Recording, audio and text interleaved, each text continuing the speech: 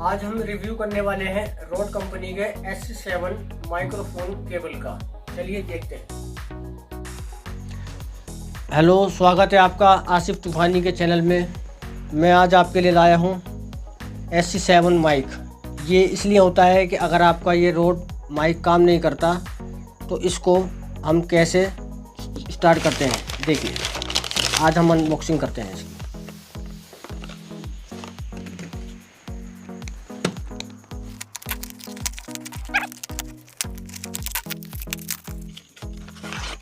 ये देखिए, ये अमेज़ोन पे, फ्लिपकार्ट पे आपको आसानी से मिल जाएगी। इसका प्राइस 800-900 रुपये के लगभग होता है। इसको हम इसमें कनेक्ट करके इसको हम इस्तेमाल कर सकते हैं। इसका लिंक आपको डिस्क्रिप्शन में मिल जाएगा। और बाकी आप देखिए इसको, ये देखिए।